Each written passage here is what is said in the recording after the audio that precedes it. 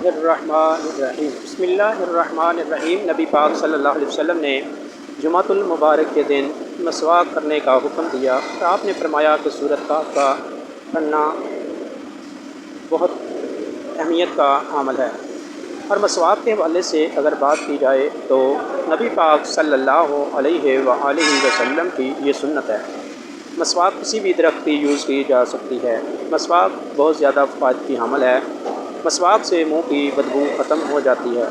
मसवाक का रोज़ाना इस्तेमाल चेहरे को निखारता है और वो मसवाक जो नीम की होती है वो फोड़े और फुंसियों में बड़ी कारगर साबित होती है। और ये मसवाक रोज़ाना इस्तेमाल करने से मुँह से खून आना भी बंद हो जाता है और ये मैदे के अफ़ाल को भी ठीक करती है।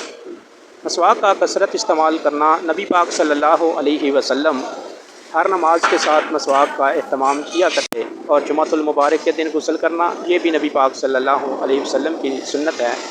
आप नमाज के लिए वज़ू करते या गुस्ल करते तो आप पहले मसवाक का एहतमाम फरमाते। बहुत सारे उलमाए कराम, हुक्माए कराम, डॉक्टर हज़रात ने इस पर बहुत बहस की है। आप इसको अपनी ज़िंदगी का हिस्सा बनाएं और बहुत सारी बीमारियों से छुटकारा भी हासिल करें। और सबसे अच्छी मसवाक जो नीम की मसवाक है वो रोज़ाना इस्तेमाल करने से आपके चेहरे के कील छाइयाँ वहाँ से दूर हो जाते हैं। मसवाक का एहतमाम करना हमारे लिए बहुत ज़रूरी है। मसवाक ना सिर्फ मुंह के अमराज को ठीक करती है बल्कि मैदे के अमराज पर भी काम करती है और कारगर साबित होती है। नबी पाक सल्लल्लाहु अलैहि वसल्लम ने मसवाक पर बहुत ज़्यादा जोर दिया है और नबी पाक सल्लल्लाहु अलैहि वसल्लम के जितने भी सहाबाए किराम थे सब